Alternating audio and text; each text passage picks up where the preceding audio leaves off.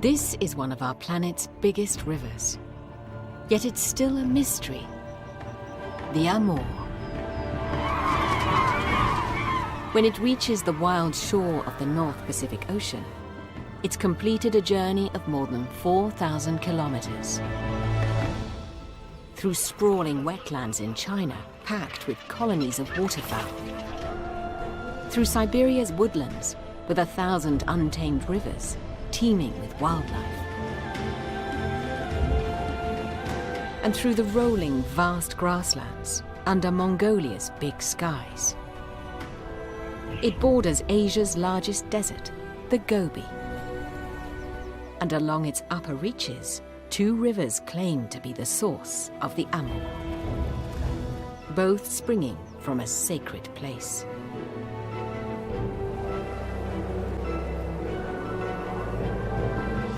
One constantly fights the desert.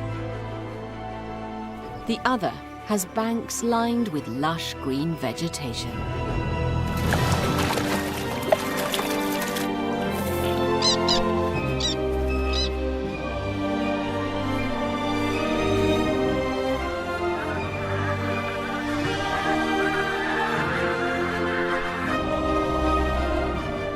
This is a journey to the source of the Amur, Asia's Amazon.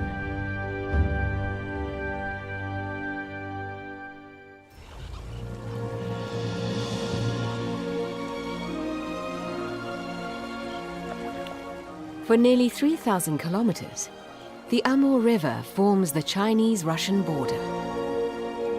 And the farther upstream you go, the wilder its woodlands become. The border begins here at this confluence, the most significant of the entire river system. These are the Amur's headwaters. Shilka and Argun, 2 woodland rivers. In places, they are identical in many ways. From their banks, primeval forests and bogs spread out into 3 countries: China, Russia, and Mongolia. This cross-border woodland is one of the wildest places on Earth.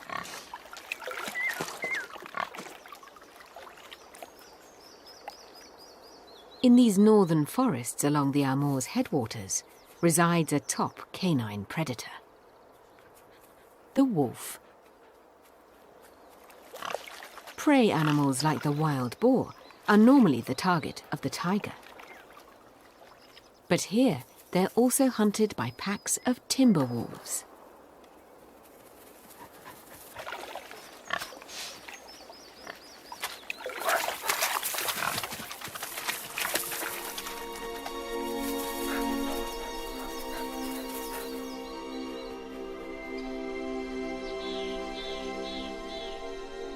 During spring, strange clacking sounds echo throughout the forest.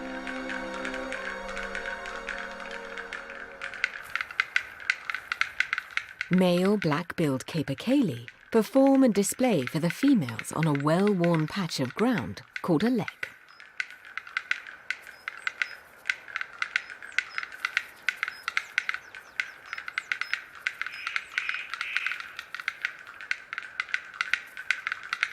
Most of the hens are attracted to the one magnificent and dominant alpha male at the center of the territory. The male hierarchy is established in sometimes violent battles before the winter. Now that boisterous energy is channeled to impress the ladies. The head male is highly sought after. The hens all line up for his attentions. They all want the same thing: the best possible genes for their offspring.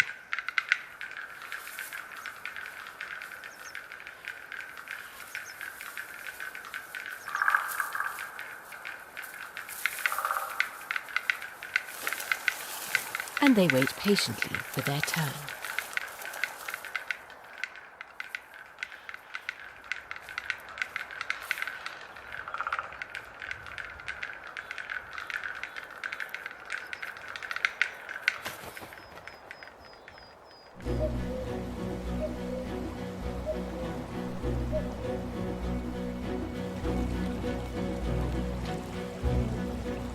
Thousands of kilometers inland, clouds from the Pacific Ocean bring plenty of rain to nurture the lush woodland.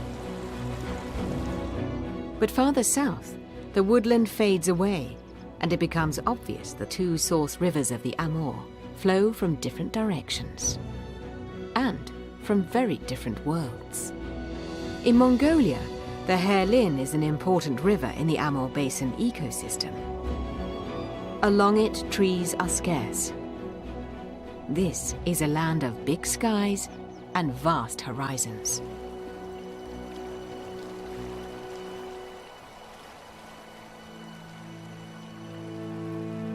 The Mongolian steppe, part of our planet's biggest grasslands. Towards the south, it slowly morphs into the Gobi Desert. It's like Asia's version of the Serengeti. Each year, 1 million Mongolian gazelles migrate across the plains that stretch along the Amur River's upper reaches. Herds can number in the tens of thousands. Once they have left their winter grounds, nothing can stop their epic journey.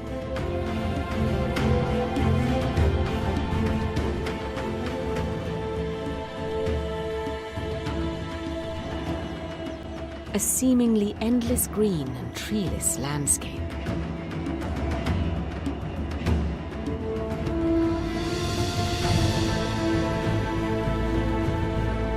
Traveling towards a specific destination, the herds of gazelle follow a variety of routes from year to year, depending on the climate.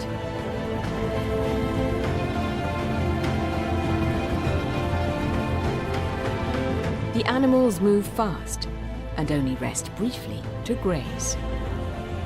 They get water from dew on the grass.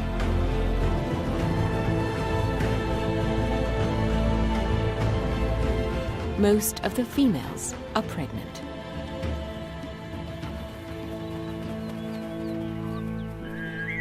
Then one morning, the herd slows down.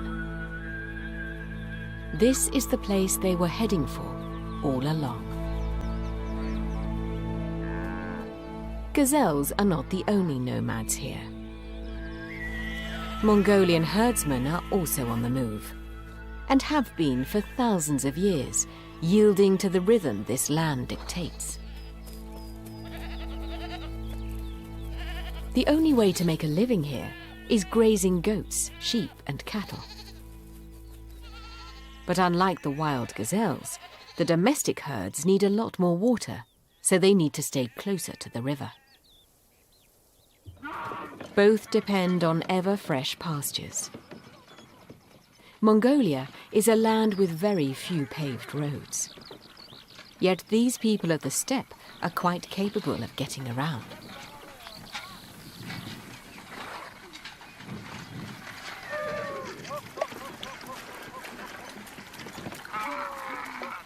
For nomads, home is where the hut is. Usually by a river where the grazing is good.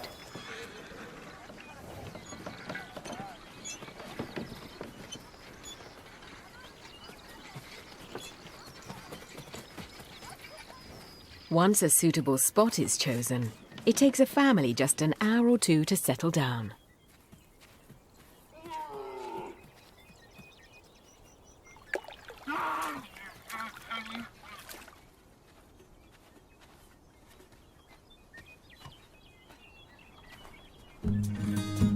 Over thousands of years, the Mongolian yurt was developed to such perfection that it has remained almost unchanged.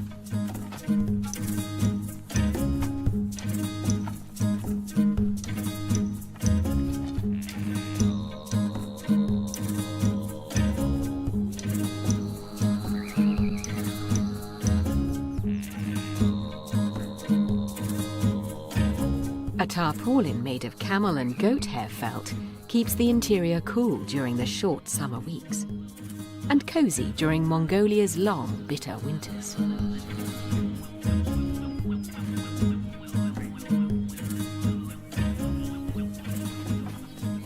Nomadic herding requires wide open spaces. And if this empty landscape has anything to offer, it's that. Sandwiched between Russia and China, Mongolia has around the same area as France, Spain, Germany and the UK combined, but is home to only around 3 million people. Since the days of Genghis Khan, around 800 years ago, not much has changed out here. But the question is, how much longer will things remain that way? The vast Mongolian steppe may appear devoid of life and activity. But look more closely and there's a fair bit of action happening on the ground. Until a few days ago, these young Tarbagan marmots were underground. Now they're old enough to explore the great outdoors.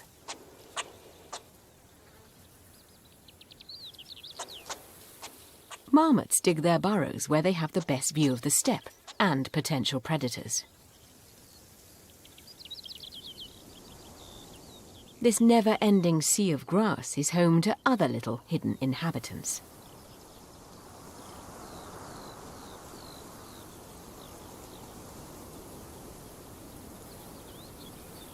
Resting low in the grass are thousands of newly born gazelle calves.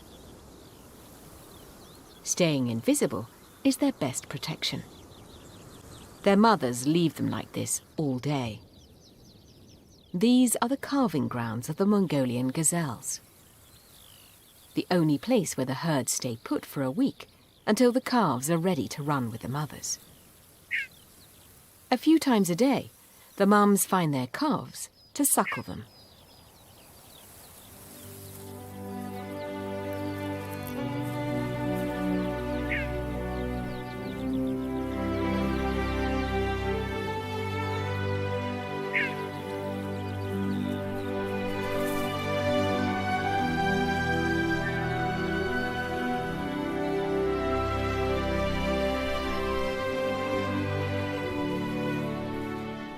The young marmots always keep their mothers close too.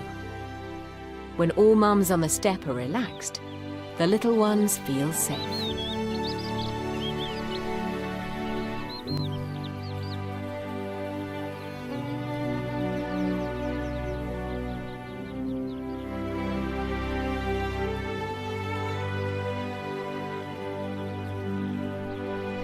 One of the most peaceful places on Earth, and a good place to give birth if you're a gazelle. But as soon as the calves can run, the herd moves on again. For the calves' first great journey of their lives.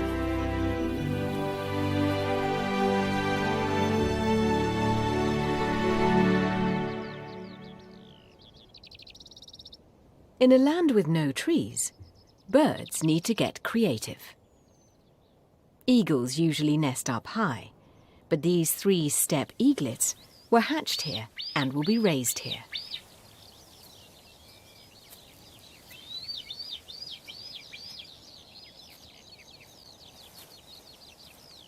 The parents will need to hunt many marmots and ground squirrels to keep them all fed.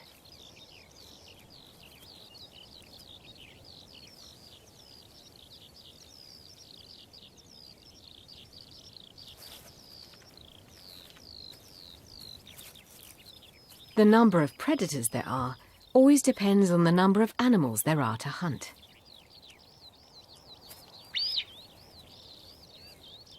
A mild winter means mammals can produce a lot of offspring. And that effect ripples up the food chain. The survival of the eaglets depends on their parents' hunting skills.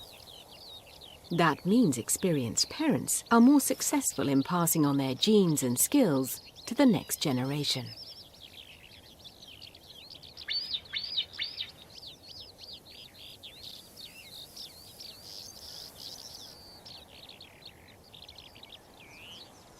Young marmots also benefit from their parents' experience. Older mothers can better judge a safer burrowing site.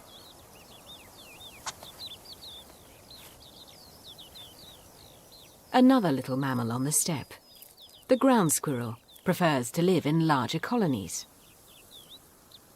And their young are also born underground. With 4 kittens to suckle, this mum is under enormous stress. For several weeks she has to eat as much as she can to produce enough milk to keep everyone fed.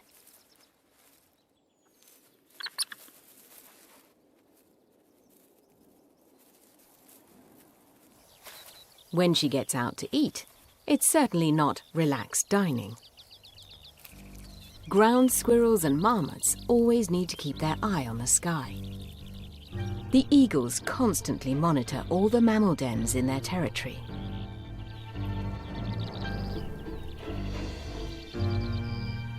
On both sides, it's a battle of the senses. A relentless game of cat and mouse.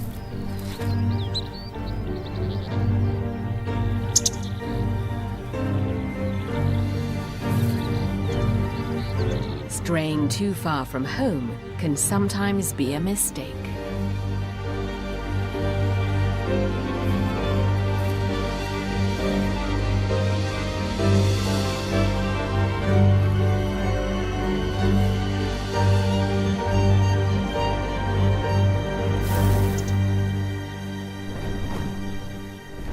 Not, however, this time.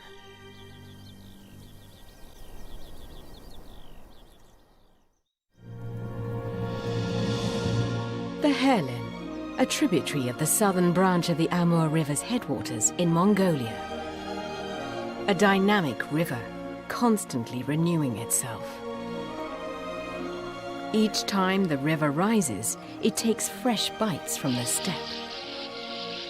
This creates a special kind of habitat for one creature. Thousands of sand martins dig holes and tunnels in the soft banks to make cozy little nests for their young.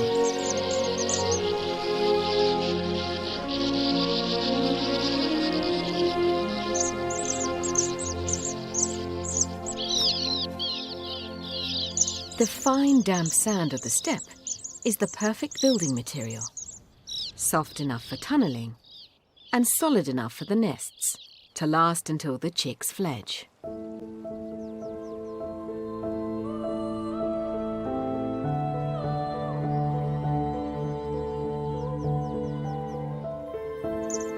These birds grow fast, only about 20 days from hatching to flying. To achieve this, both parents need to feed them constantly.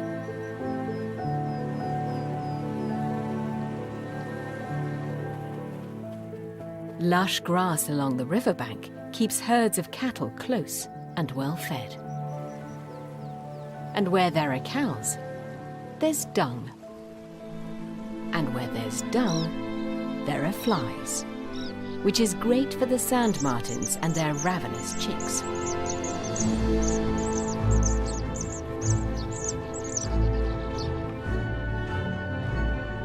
Moving away from the lush green grass by the river, patches of brown soon begin to dominate the landscape. For much of the year, rain clouds never make it this far inland. Every 3 decades or so, there are years of severe drought. This is a land of extremes. Only the most resilient can survive here. Grass turns to sand and desert. Summer droughts push all life to the edge. But winter is just as harsh. Sandstorms become snowstorms. For half the year, icy gales make the Herlin floodplains inhospitable.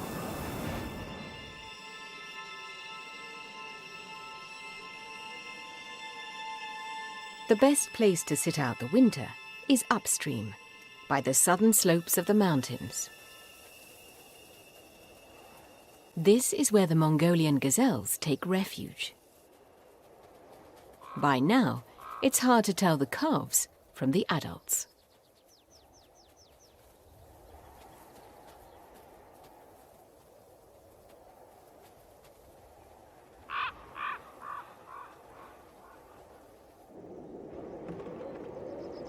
The Mongolian herdsmen have to adjust to the changing seasons as well. In summer, they let their herds roam freely.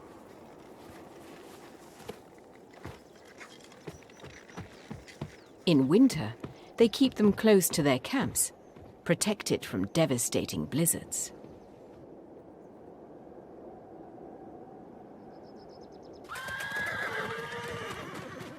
These southern slopes offer more sun and less wind. In the open plains, gales can be deadly.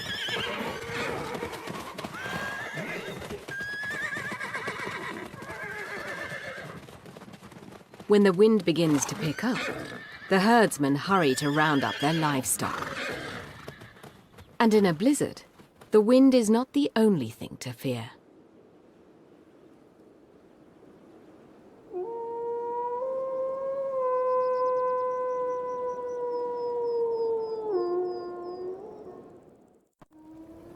Winter on the Mongolian steppe.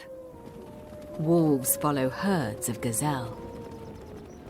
And vultures watch from above to see what happens, waiting for their next dinner opportunity.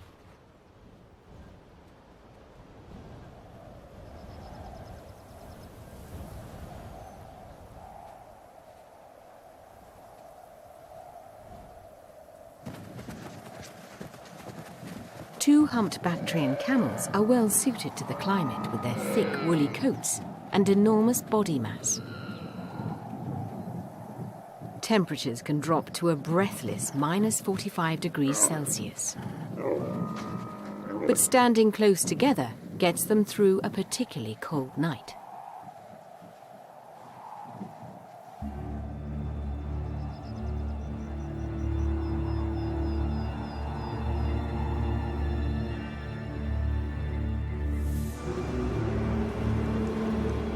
Driven by gale-force winds, the snow is sharp like ground glass.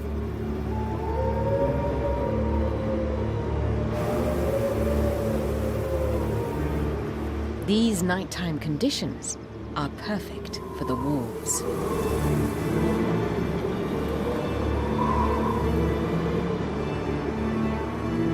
As the storm picks up, the gazelles are soon unable to hear or see any encroaching predators. So the wolves close in.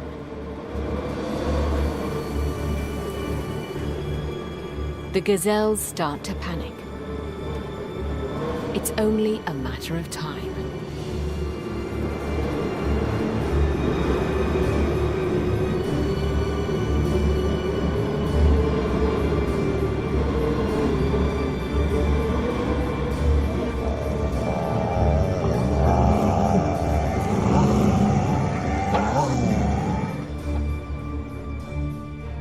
At daybreak, the wolves have vanished.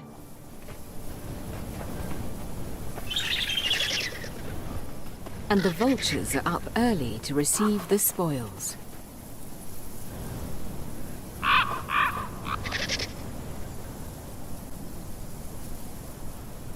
Black vultures are among the world's biggest birds of prey. Here on the Mongolian steppe, they've adapted to eating frozen meat for half the year.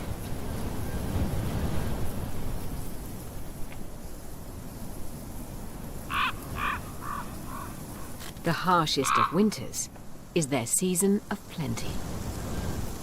Thanks to the wolves. A pair of black vultures will defend their territory and their meals together. They are partners for life.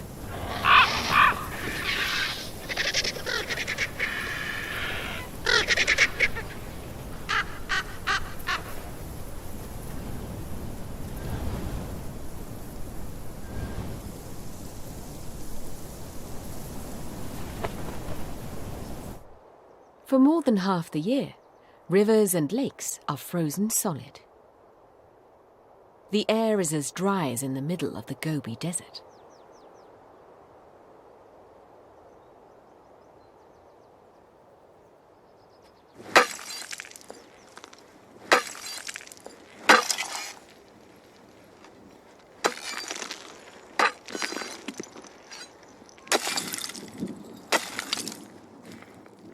On sunny, windless days, the nomadic herdsmen go out to fetch river ice to melt for their water supply back at the yurt.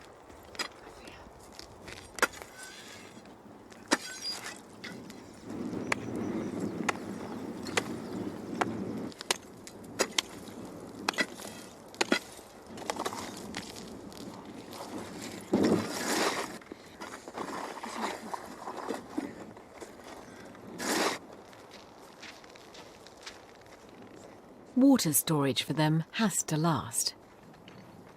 Because of the strong gales, there'll be days when it's impossible to leave the yurt. For thousands of years, Bactrian camels have been the best and often the only means of transport in Central Asia.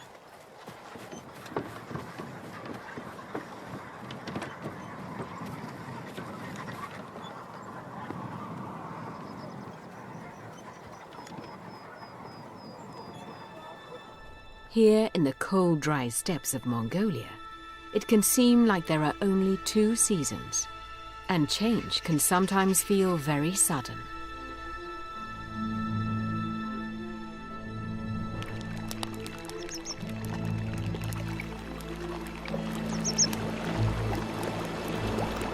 After half a year of bitter cold, all living things yearn for summer.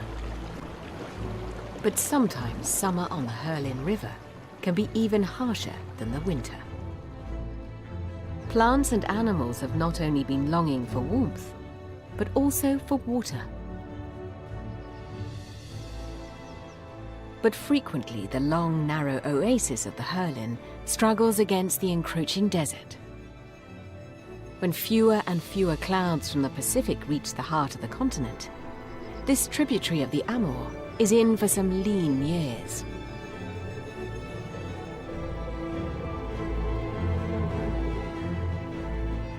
Every summer is more severe, until the river slowly dries up.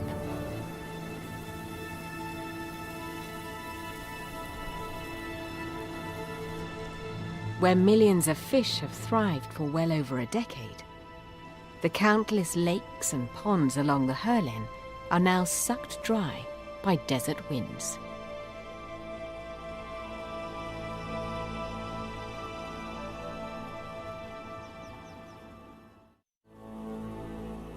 Where morning mists used to drift along the Herlin River, the wind now drives salty dust across the steppe.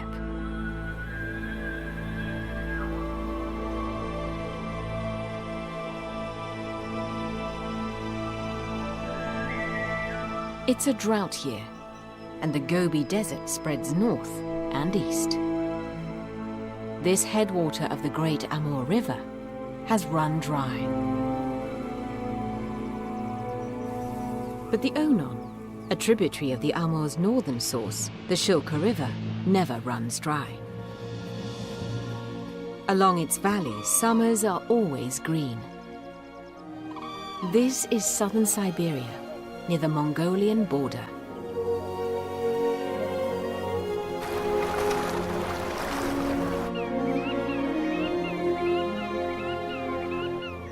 Though the Herlin wetlands may dry up, the amphibians and fish of the Onon are safe.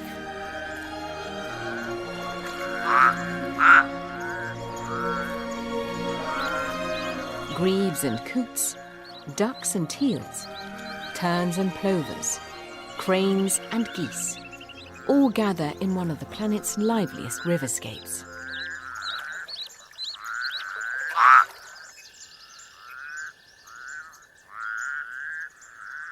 Among the Onon's oxbows, islands and bogs, wetland creatures can wait out the drought years that plague the south.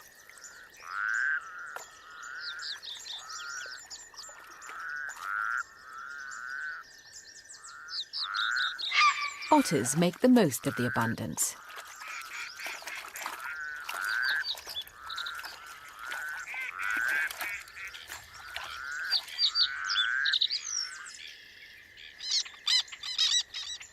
Birds can react to a drought and shift their breeding grounds from south to north for a few years.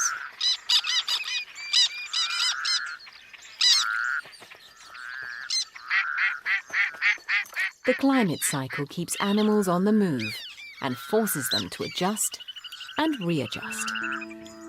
For most of its length, the Onon runs through Russian territory. On its banks, Russian pioneers built a village. They've been here for 3 centuries. Far from any city, paved road or railway, and nearly 5,000 kilometers east of Russia's capital, this outpost is still self-sufficient. Nature supplies the villagers with whatever they need.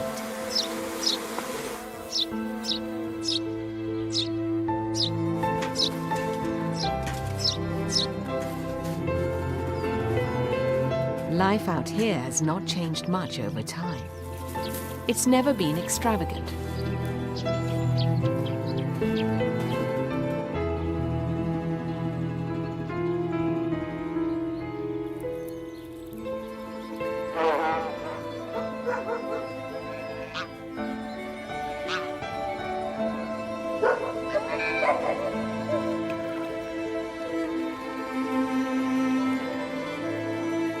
For 200 years before the Trans-Siberian Railway was built, boat traffic along the Amur River was the lifeline that connected Russia's pioneer communities of the Wild East.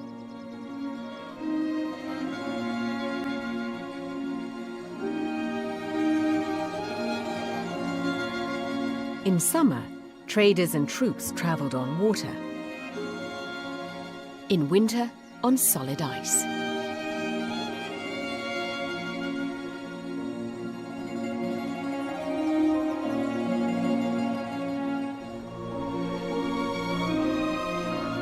Long-distance migration is also going on under the river's surface. Fish from the Amur's lower course come a long way to the upper reaches of the Amur's tributaries to spawn. The fast-flowing Onon, with its pure, cold and oxygen-rich water, and its gravelly riverbed, offers ideal conditions for eggs and hatchlings. The biggest of these migrants is the taimen. Taimen can reach a length of over 2 meters and weigh over 90 kilograms. This pair has already chosen an attractive spawning dell in the riverbed.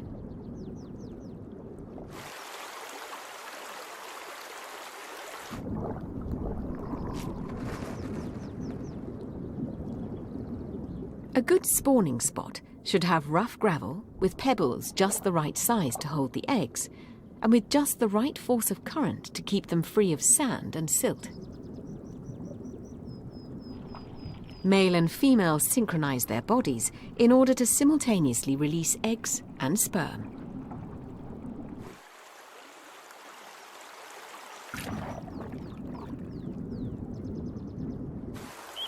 Gravel plays a major role in the life of the Onon River, underwater as well as above. Along the river's upper reaches, there are whole habitats made of gravel. The ringed plover loves gravel. It breeds on gravel. It blends into gravel. And it feeds in gravel, digging out tiny worms and crustaceans. Plover chicks can run and find their own food soon after they hatch from their eggs, giving their parents a chance to relax and preen in the sun. But as soon as clouds darken the sky, the chicks come in for cover.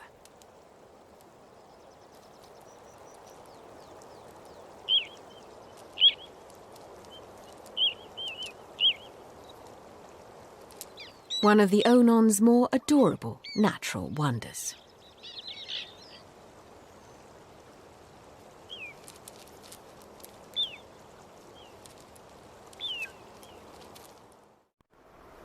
In midsummer, millions and millions of fish hatch all along the Amur's northern headwater. Soon the shallows are swarming with fry. For local fish like the Amur minnow, the multitude of migrant fry is a feast. Voraciously, they invade the taimen and trout spawning grounds. The minnows wait for the current to wash out the eggs and for the tiny fish to hatch. They may gobble up thousands of eggs, but as long as the Onon River remains natural and productive, millions of fry will still continue to fill the Amur's middle reaches. The life of a great wild river has its ups and downs. Some are extreme. Some come in regular cycles. After years of drought, the dry spell is broken.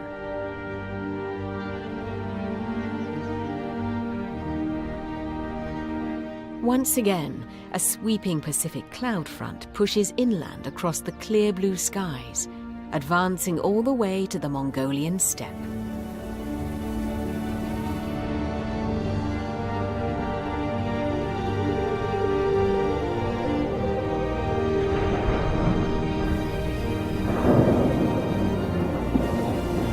The downpours can be massive. Within days, the parched grasslands turn green.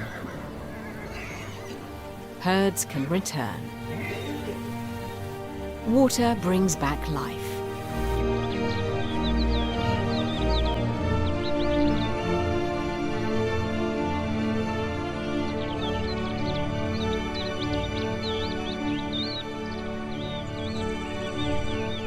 Hundreds of lakes fill up.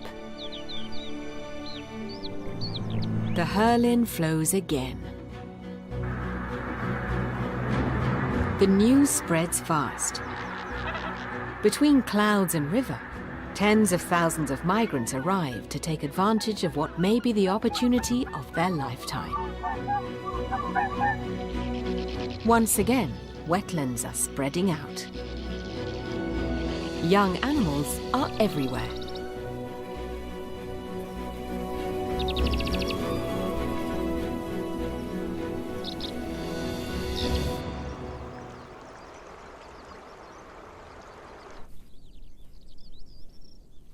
Wildlife populations are growing until all good habitats are occupied.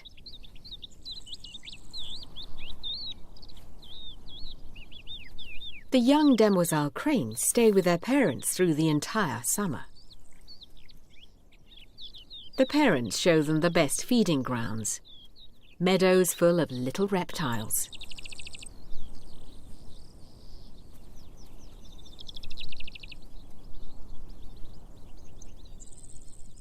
In autumn, they'll lead them on their first long journey, from Mongolia across the Himalayas, all the way to India.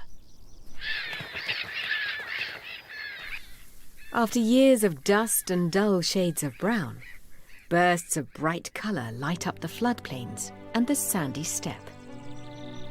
Fire lilies, primulas, orchids and steppe iris. Their roots and bulbs have survived deep in the sand during the dry years. Now the rain triggers them to explode like fireworks.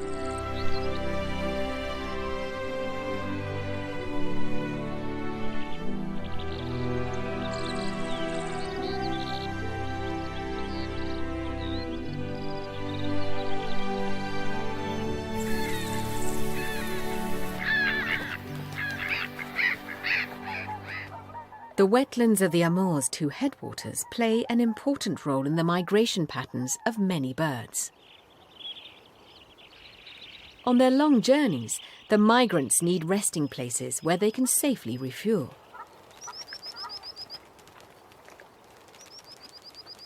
Among these birds, the swan geese stand out. Their feeding habits are unique. They dig deep craters into the mud to get to the tender roots of bog plants. In contrast, avocets scan the shallows near the bank for small crustaceans and insects. This way, there's plenty of food for all. Black-tailed godwits poke deeply into the fine silt for mollusks and worms.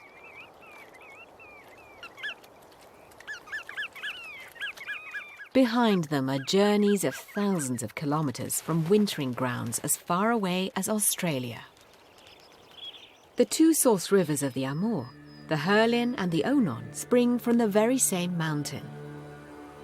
It's the highest peak around here. Densely wooded at its base, its valleys are secluded and nearly inaccessible. This summit is the one true source of the Amur River. Burkhan Khaldun, the Mongols' holy mountain near the Russian border, a sacred place, once known only to its keepers. This is where Genghis Khan, father of the Mongols, is believed to have been born and lies buried.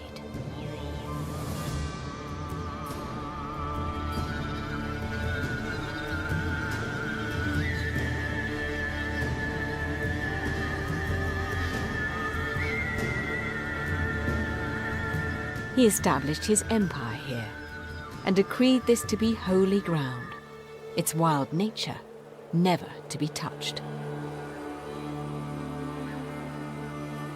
For 8 centuries, the Mongols have respected the Khan's command. The sacred mountain of Genghis Khan milks the very last clouds drifting inland from the Pacific, and ultimately feeds the source rivers of the Amur. These rivers link the arid steppes of Mongolia to the pristine woodlands of Siberia and northern China. From their confluence downstream, the Amur River runs through some of the planet's largest unbroken forests. The river soon gathers momentum.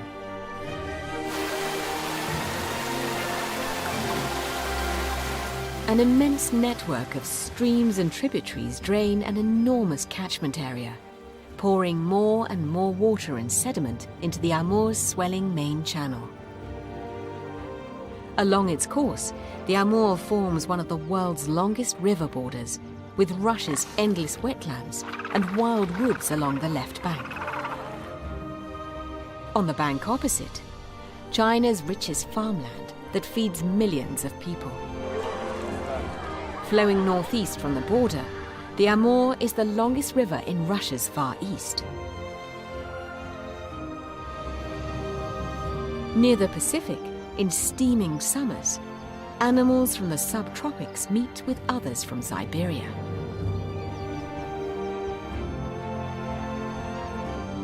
The stately Amur drains into the Okhotsk Sea, which boasts one of the richest ecosystems on the planet. But this is not the end of the river's journey. The cycle will begin anew, with Pacific clouds drifting inland and feeding the network of waterways that makes up the Amur, Asia's Amazon.